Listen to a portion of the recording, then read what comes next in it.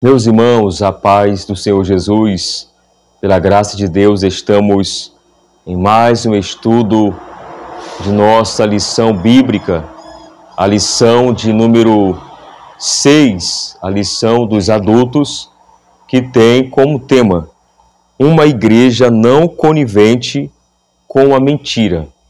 O texto áureo diz: Disse então Pedro a Ananias: por que encheu Satanás o teu coração, para que mentisses ao Espírito Santo e retivesses parte do preço da herdade? Atos capítulo 5, versículo 3. A verdade prática diz: como toda forma de engano, a mentira é pecado. Devemos, pois, andar sempre na luz da verdade. A leitura bíblica em classe está em Atos capítulo 5, do versículo 1 ao versículo 11, aonde será estudado, frisado, o estudo nesse texto. Vamos agora apresentar os objetivos desta lição, que são 3. O primeiro, apresentar a origem da mentira como uma estratégia de Satanás para enganar os crentes. Segundo, mostrar que mentir é uma escolha moral e que todo crente deve rejeitar o engano. Terceiro, valorizar a santidade da igreja e a necessidade de viver em verdade diante de Deus. Vamos agora ao comentário da lição, começando pela palavra-chave, que é mentira. Aqui na introdução começa dizendo, nos mostrando todo o contexto de Atos capítulo 5. O comentarista, o pastor José Gonçalves, nos ensina algo muito interessante sobre a vida desse casal. Observe que vemos aqui um casal aparentemente despretensioso. Achou que podia lucrar às custas da santidade da igreja, ao combinarem um ardil para enganar os apóstolos. Ananias e Safira estavam, na verdade, a serviço do diabo. E o diabo é o pai da mentira. No decorrer da lição, vamos falar sobre essa questão. E nesta lição, aprenderemos que é possível um crente não vigilante estar a serviço do diabo em vez de agir em favor do reino de Deus. Foi exatamente isso que aconteceu com Ananias e Safira. Tentaram obter lucro negociando os valores do reino de Deus. E como crentes, não podemos usar de engano, porque Deus sonda os corações. Cabe, portanto, a nós nos afastarmos do pecado pelo temor do Senhor. Agora vamos aos tópicos da nossa lição, que são os tópicos muito importantes para o nosso aprendizado. O primeiro tópico diz: o diabo, o pai da mentira. O primeiro ponto é da natureza satânica mentir. O diabo tem a natureza da mentira. Aqui o comentarista nos mostra que a Escritura afirma que Satanás, de alguma forma, induziu Ananias a mentir. Observe que o versículo 3 de Atos capítulo 5 nos informa: Disse então Pedro, Ananias, por que encheu Satanás o teu coração? Motivado pela cobiça, pelo desejo de obter lucro fácil, Ananias deu lugar ao diabo, que o levou a mentir. É interessante que Jesus já havia falado sobre esse assunto, Jesus já havia afirmado que o diabo é o pai da mentira.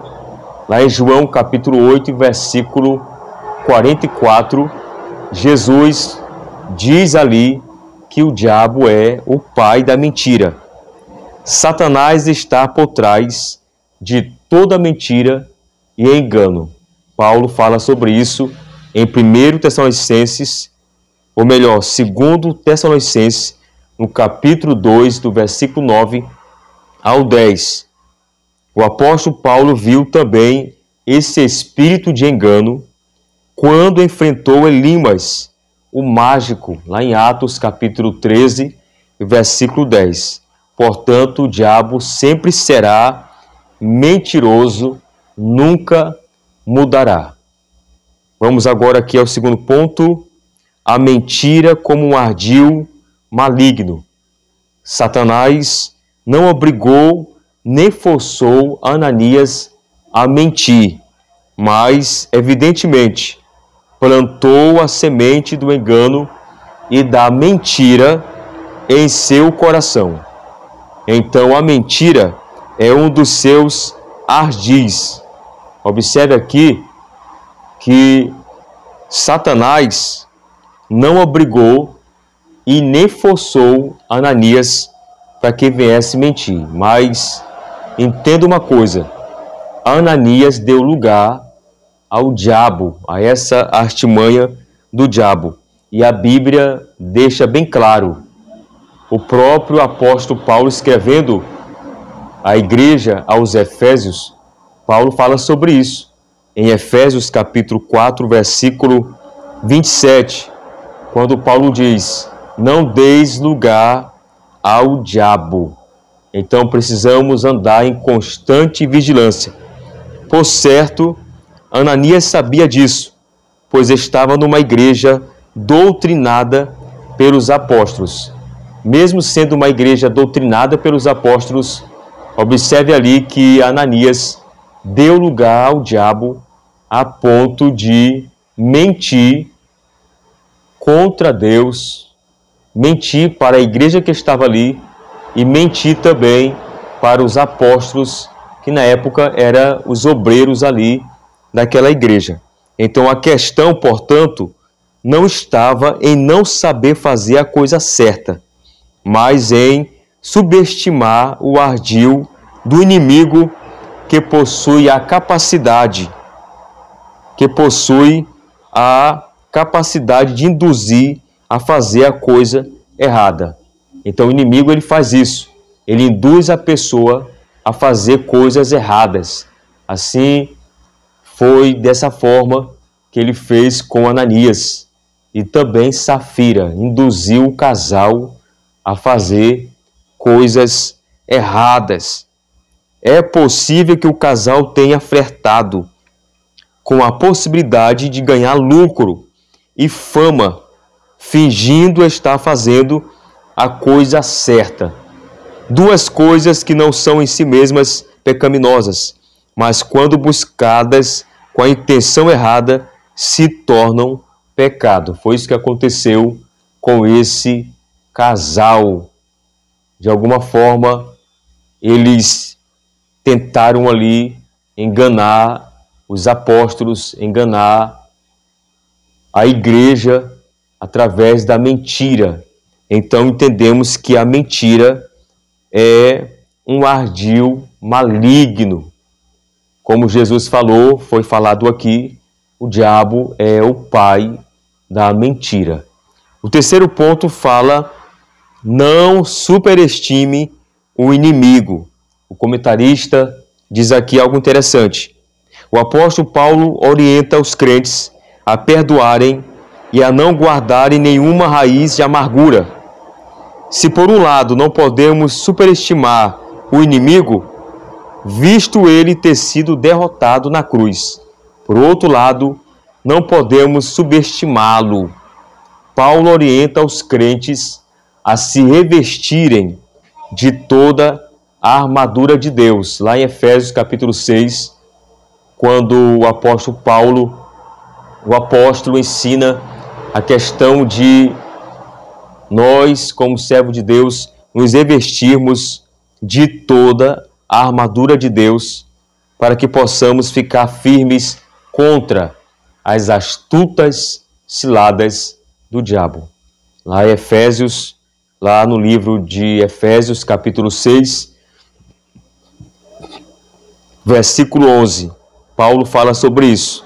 E a expressão grega, astutas ciladas, traduz o termo grego metodeias, de onde procede nosso termo português método.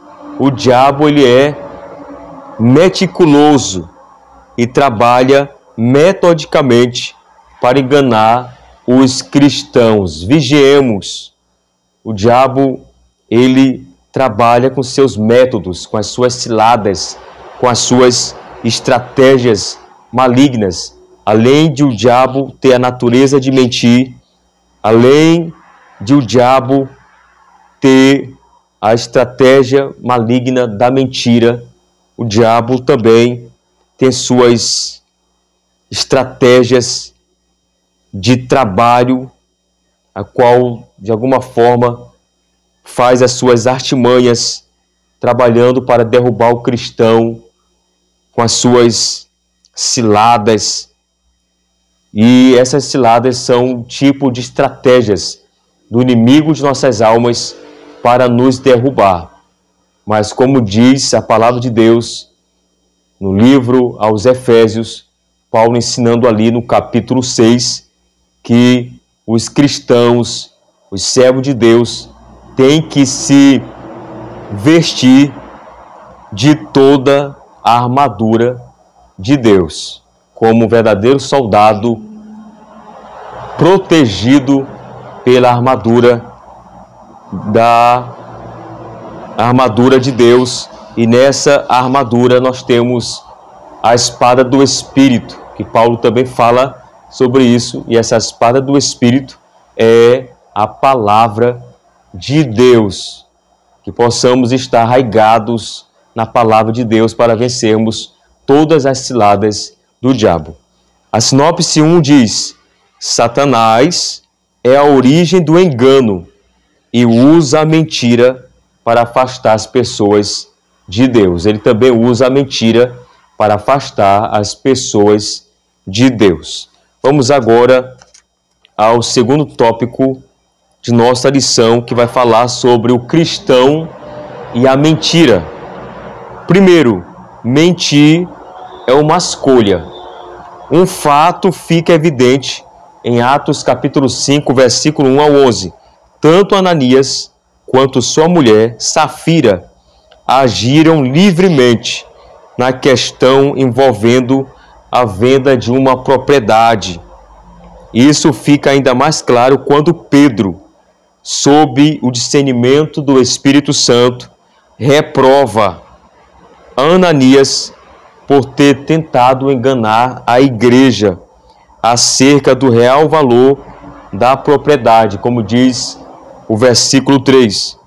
Ananias não foi obrigado, observe isso, Ananias não foi obrigado, nem tampouco constrangido a agir da forma como agiu. Então Ananias teve essa escolha de errar, de mentir para a igreja, de mentir para os apóstolos que estavam ali e de mentir para Deus. Tanto ele como a sua esposa, que foi conivente com a ação dele, tomaram uma decisão livre. Então uma pessoa, ela tem a decisão livre, se quer acertar ou errar. Podemos ver que Deus, nós entendemos que Deus fez o homem com livre arbítrio. E observe aqui que Ananias e Safira tiveram uma decisão livre. Eles erraram em livre e espontânea vontade. Então, mentir é uma escolha que envolve a natureza moral. Mentir é uma escolha que envolve o caráter da pessoa. Então, para haver responsabilidade moral, é necessário que os nossos atos sejam feitos livremente, isto é, não estejam sob nenhuma força externa que nos obrigue a praticá-los. Nesse aspecto, como veremos mais à frente, eles não poderiam culpar ninguém, nem mesmo o diabo, pelo que fizeram. Além de o diabo ter entrado no coração de Ananias, mas vemos aqui que eles agiram em livre e espontânea vontade e eles deram lugar ao diabo. Foi falado aqui na lição, Paulo ensinando, não deis lugar ao diabo, e esse casal deu lugar ao diabo, mesmo sendo ensinado acerca da palavra, porque acreditamos que os apóstolos, nós cremos que em cada reunião deles ali, da igreja primitiva, eles estavam ensinando a palavra de Deus, a doutrina de Deus, ensinando a questão da santidade, só que tanto Ananias como Safira não guardaram a palavra que era ensinado ali pelos apóstolos e acabaram dando lugar ao diabo e pecaram contra Deus e a sua palavra. O segundo ponto do segundo tópico diz: atraídos pela mentira. Se por um lado Ananias e Safira tomaram decisões livres, por outro lado, sofreram implicações de suas decisões. O que foi que aconteceu? O versículo 5 mostra o que aconteceu com eles depois da mentira que eles tiveram, que eles fizeram. Depois da mentira. Diz aqui: e Ananias, ouvindo estas palavras, caiu e expirou. Não podemos saber o que se passou pela cabeça de Ananias e Safira para agirem como agiram. O certo é que quiseram obter vantagem com a negociação feita. É possível que, ao verem os demais crentes fazendo ações louváveis, quando doavam seus bens, tivessem visto nesse gesto uma oportunidade de obterem, além do reconhecimento, o lucro pelo patrimônio que fora vendido e supostamente doado. Então, queridos, observe aí que eles foram atraídos pela mentira e Ananias e Safira pagaram muito caro por isso. O terceiro ponto diz: mentir tem consequências. Esse ponto é muito importante. O comentarista deixa aqui frisado que mentir tem consequências. Nós temos esse entendimento que a mentira, ela traz uma consequência desastrosa para a vida de uma pessoa. Ao agirem assim, Ananias e Safira não pensaram nas consequências de suas ações. Eles deveriam ter pensado nas consequências das suas ações. Mas tem uma certa frase que diz que o diabo, ele nos cega. Então temos que ter cuidado. Às vezes, aqueles que dão lugar ao diabo, e o diabo acaba cegando e acaba esse tipo de pessoa fazendo coisas erradas, coisas que envolvem a mentira e todas as suas questões. Então há consequências àqueles que dão lugar à mentira. Mesmo fazendo parte de uma igreja pentecostal, onde os dons do Espírito Santo estavam em evidência, se expuseram a uma ação mesquinha quando resolveram mentir, não somente aos apóstolos, mas eles também mentiram ao próprio Deus. Contudo, o preço pago por essas ações foi muito caro, custou-lhes suas próprias vidas. Antes de se praticar qualquer ação de natureza pecaminosa, é necessário pensar nas consequências que isso produzirá. Então, a mentira, ela tem as suas consequências. Quantas famílias inacabadas por questão da mentira?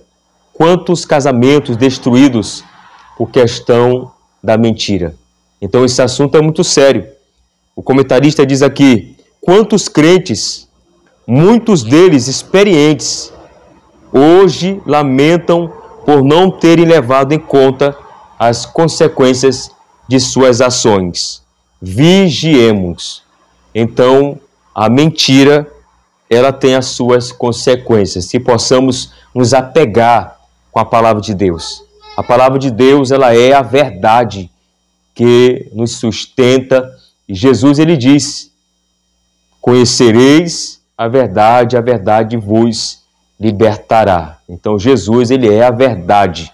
Enquanto o diabo é o pai da mentira, Jesus, ele é propriamente a verdade que nos liberta através da palavra de Deus, e a palavra de Deus, ela é a verdade. A sinopse 2 diz, o crente deve rejeitar toda falsidade, pois a mentira compromete seu testemunho e comunhão com Deus. Agora vamos ao terceiro tópico, o último tópico de nossa lição, que fala de algo interessante. A igreja que repele a mentira, a igreja que não aceita a mentira. O primeiro ponto diz, uma igreja temente. Observe que Lucas destaca que os fatos ocorridos com Ananias e Safira trouxeram um grande temor dentro e fora da igreja. O ocorrido que aconteceu com Ananias e Safira, podemos ver que trouxe um grande temor, não só dentro da igreja, como também fora da igreja. E podemos ver que a palavra temor traduz o termo grego phobos, que também aparece no versículo 5 deste mesmo capítulo. Muitas vezes essa palavra é traduzida com o sentido de medo. Contudo, aqui nesse contexto, o sentido é de reverência e respeito, como em Atos capítulo 2, versículo 43, e outras passagens neotestamentárias. Então, quando falamos a questão de temor, o temor não é questão de ter medo de Deus, mas a questão é o que tinha nesta igreja primitiva. Era uma igreja que tinha total reverência para com Deus e respeito para com Deus. Então, essa palavra temor tem esse significado. Se Deus não tivesse usado Pedro para parar o intento daquele casal, o pecado teria entrado na primeira igreja e, sem dúvidas, causado danos irreparáveis. Então observe que Deus levantou ali Pedro, os apóstolos, para pregarem contra o pecado. Ali foi o pecado de Ananias e sua esposa. Ainda hoje, Deus continua levantando homens, líderes, cheios do Espírito Santo, que pregam contra o pecado, que pregam contra as coisas do mundo. Então, assim como Pedro foi usado por Deus para pregar contra o pecado, Deus ainda continua nos usando para pregarmos contra o pecado, porque a igreja tem que viver em santidade, em temor, em reverência para com Deus. Como diz aqui o comentarista, que se Deus não tivesse usado Pedro, observe que Deus usou Pedro, se Deus não tivesse usado Pedro para parar o intento daquele casal, o pecado teria entrado na primeira igreja e, sem dúvidas, tinha causado danos irreparáveis. Esse julgamento de Deus, além do fato de punir o pecado do casal, serviu para mostrar quão séria é a igreja de Deus. A igreja de Deus é séria. Ninguém pode agir na igreja de Deus da forma que achar mais conveniente, pensando que não estará sujeito ao julgamento divino. Então, observe aí que Pedro, sendo um dos líderes da igreja, foi usado por Deus pregando contra o pecado. E nós sabemos que Deus, ele vê tudo, Deus enxerga tudo.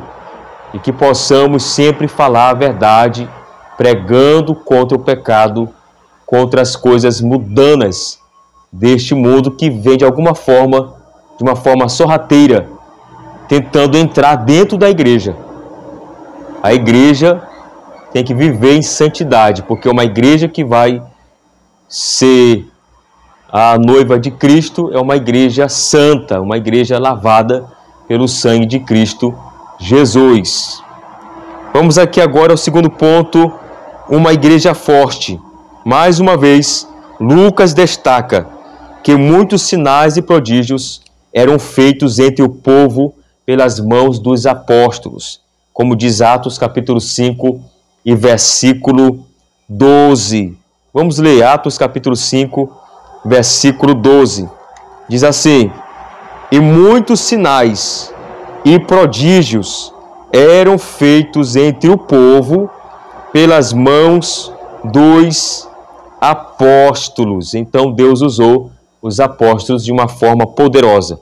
Isso mostra que uma igreja santa, que trata o pecado como pecado, observe isso, uma igreja santa, que trata o pecado como pecado e não arranja desculpas para justificá-lo, é uma igreja forte.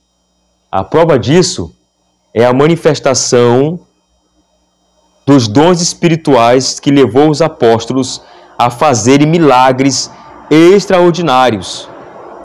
Agora, uma igreja fraca, anêmica, por falta de disciplina espiritual e que aprendeu a tolerar o pecado em seu meio, torna-se inoperante. Uma igreja sem poder, é uma igreja fraca.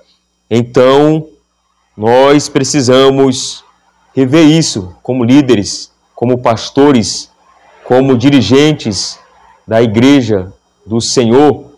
Nós temos que pregar contra o pecado, falar do pecado, tratar o pecado, para que, de fato, essa igreja venha a ser uma igreja santa, uma igreja que recebe a palavra, como é falado aqui, uma igreja que não recebe a palavra, uma igreja que não tem temor, não tem reverência para com Deus, é uma igreja fraca, é uma igreja anêmica, por falta de disciplina, por falta de ensino. Então a igreja desses últimos dias, estamos vivendo dias difíceis. A igreja, nesses últimos dias, tem que se levantar contra o pecado e pregar contra o pecado. Vamos ver aqui na sinopse 3, diz: a igreja deve zelar pela verdade, pois Deus exige santidade e transparência do seu povo. Vamos agora para a conclusão que diz: é possível um crente pecar e se acostumar com o pecado sem se arrepender. Isso é possível. É possível que ele encontre até mesmo justificativas plausíveis para comportamentos notadamente pecaminosos. Contudo, uma coisa é certa: não é possível escapar do juízo divino. No caso da igreja de Jerusalém, observe, o juízo divino veio de forma rápida e precisa. Contudo, em outros, como no caso de Corinto, o apóstolo Paulo cobrou uma ação enérgica por parte da igreja que havia se tornado tolerante em relação ao comportamento pecaminoso de um crente. Em outra situação, Paulo deixou claro que Deus exerceu seu direito de juiz com aqueles que havia pecado. Fica o alerta: ninguém é capaz de enganar a Deus.